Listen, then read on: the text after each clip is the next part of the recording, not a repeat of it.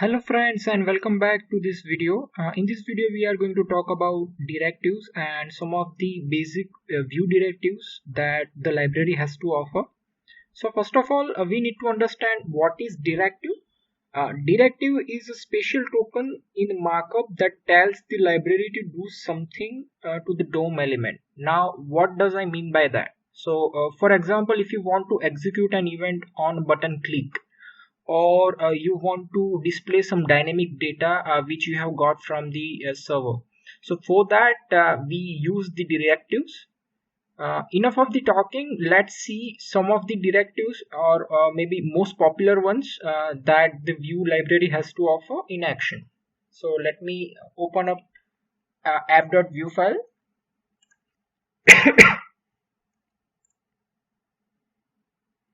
Okay, in app.vue file, let's get rid of everything, and we may need to keep this div because this is the entry point. Also we can get rid of styles as well because we don't want we are not expecting any style for now. And let's start with some basic ones. So first let's display static HTML view project. Save this file and go to our project folder, that is front end. So let me quickly go there, front end, and run command npm run serve.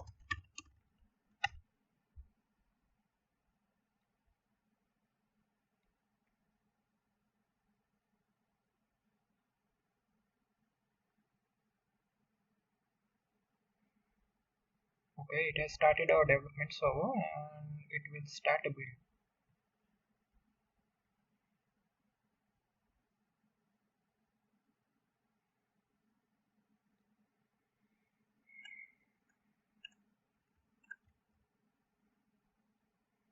So our project is running on localhost colon 8080 and we can see our text there.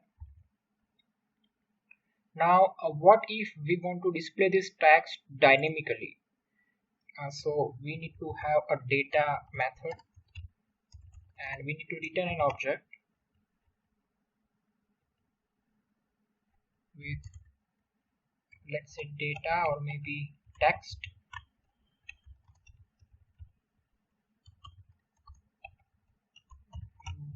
Project,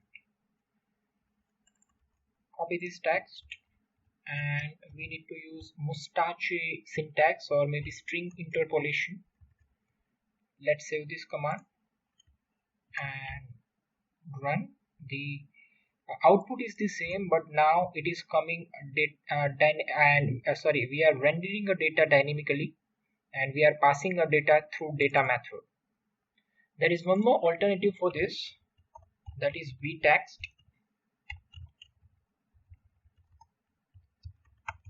Vtext equals to, and then the name of the variable, in our case it is text, and let's save this. And in the next line we are getting the same result. So there are two ways by which we can display the dynamic value.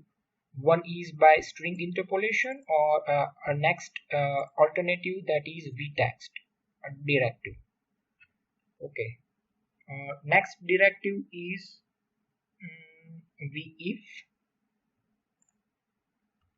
Now consider you want to control a DOM and you don't want to display a div or any element if certain condition does not match. So you can achieve that by vif. Let me get one more p tag, vif, and here you need to pass a variable. Let me take a flag and set it as a true.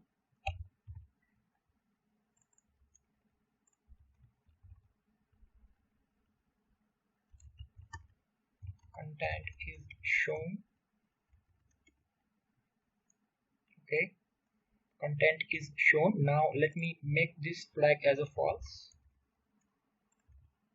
and see the content is gone. One more directive is v show. It achieves the same thing, but there is a basic difference.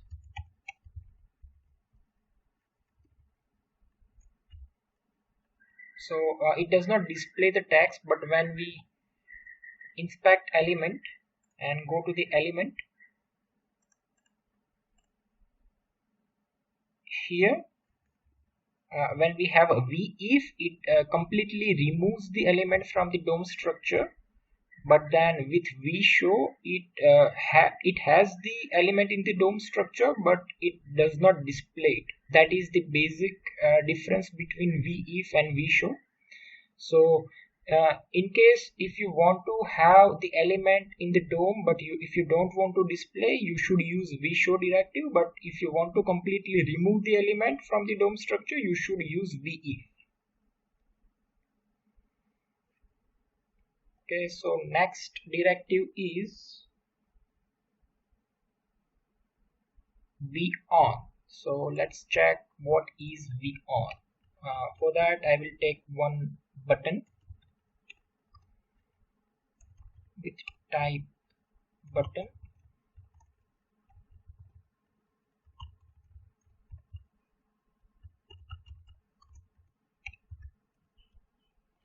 Now what if you want to execute some methods on button click?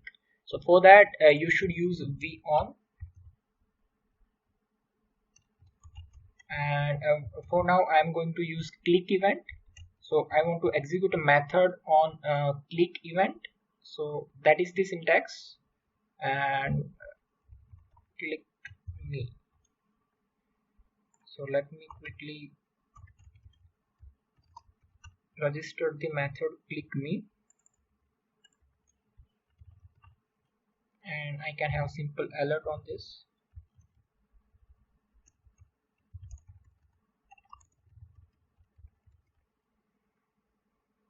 Okay, there is an error.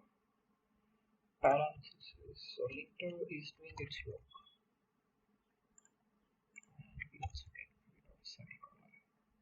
Okay, it is compiled successfully. Let's check now.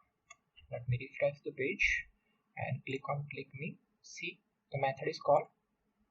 Now I mean this is a valid syntax, but then it is a long syntax. So if you want to cut it short, you can have @ and it will still execute the method.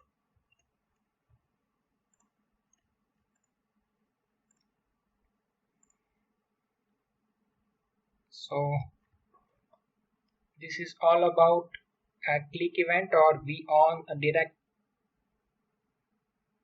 Next one in the list is vhtml. So double mustache or like string interpolation displays the value in row html. Let's take one more data variable, that is html, and pass in some html in that.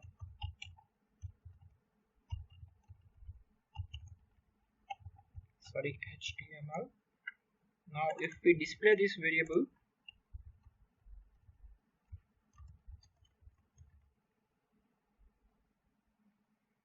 string must be single quotes, okay, and the comma.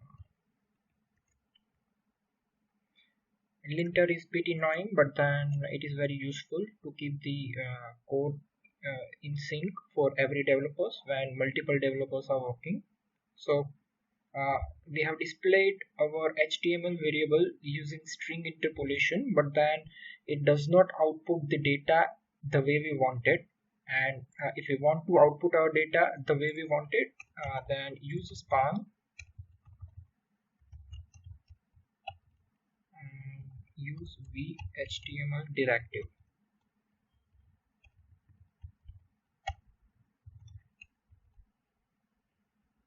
Sorry, not row HTML, we have HTML as variable. So this is a variable's name.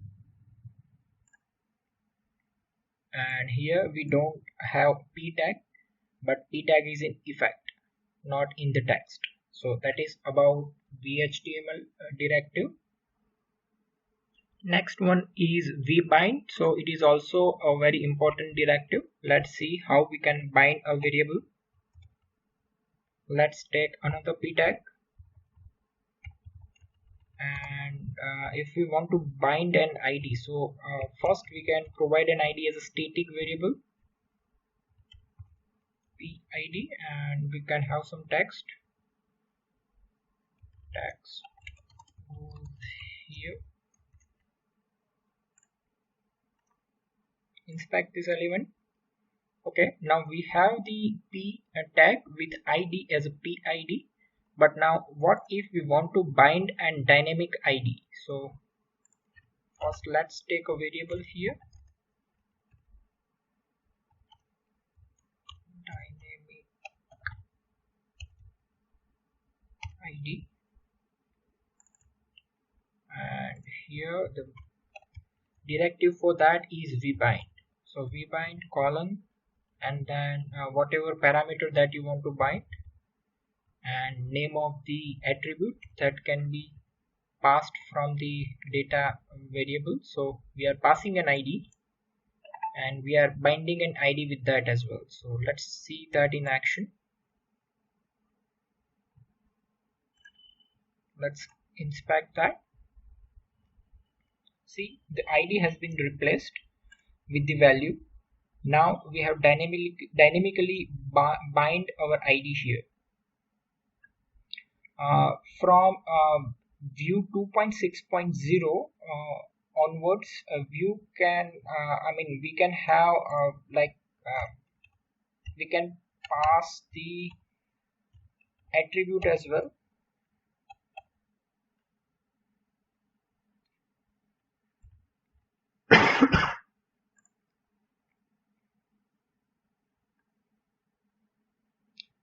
Now from Vue 2.6.0 we can also pass the attribute dynamically as well. So the syntax for that is square bracket. Let's define the attribute here, and let's again inspect this p tag. So it is still the same, but then if you can see, we have binded our attribute which is also coming from the data attribute, and also the value for the id, it is also coming from the data attribute. So everything is dynamic now. Please remember, this is only possible from Vue 2.6.0. For earlier version you cannot bind the attribute dynamically.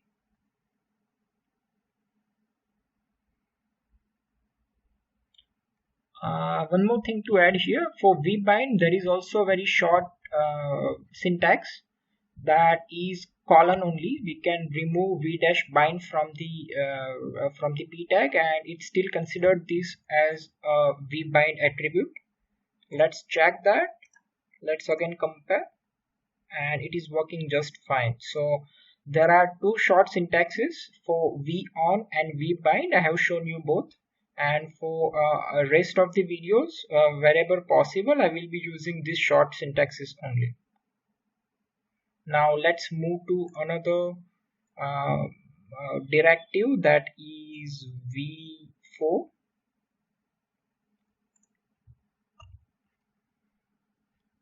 And for that we will take an array.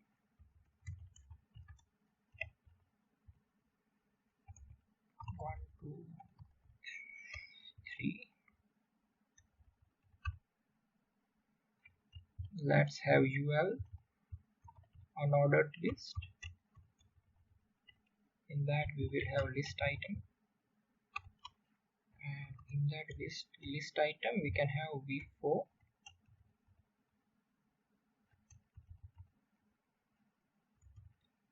value comma index in array $key equals to index, and let's display value. Okay, so let me first explain the syntax. v4 value comma index. Index is like the array index that if you want to take, and we are taking this from array variable. We are binding key as with index, so that each element will be separated with different id or different key, and that is very essential in v4, otherwise it will give you a linter error. Okay,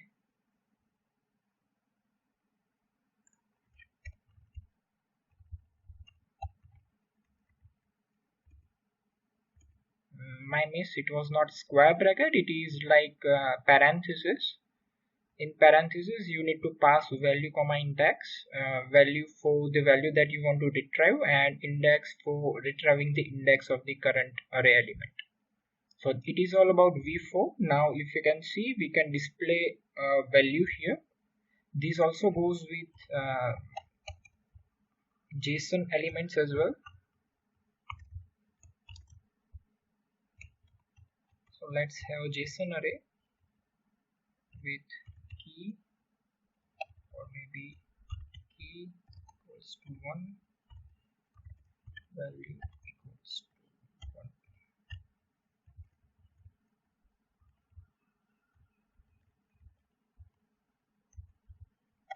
Value equals to 3, key equals to 5, value equals to 7.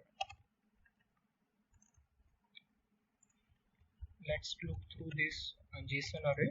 Syntax is the same. Let's copy this JSON. JSON goes here. Your item, which is a more relative term. You can have any variable name you want, but then just to make it more relative, I will be using item, and that item will have key, that is item dot key, and that item has array value as well, so item dot value. Space is required. Where have I missed space? Okay, here.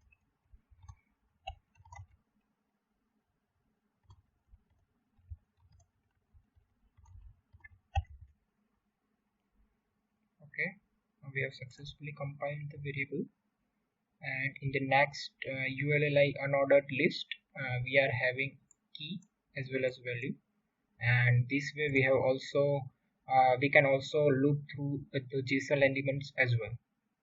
Next one in the list is vModel.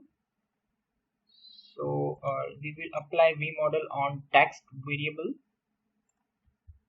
Let me take input text, input type equals to text, and provide vModel directive.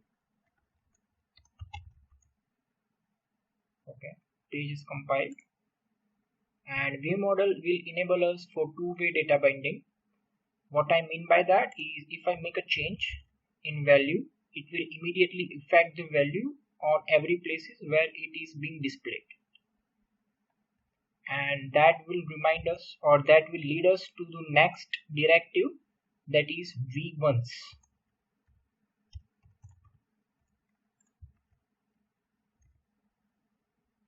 Now let me refresh this page and see v1s.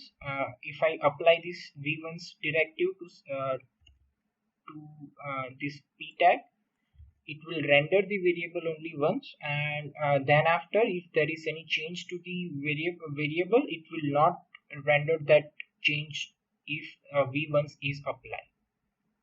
So with this, I guess I have highlighted all major directives that Vue.js has to offer. If you still want to dive deep into it, you can go through the official Vue.js documentation and go through other directives that Vue.js has to offer. For now, this is it. See you in the next video where we will talk about class and style binding.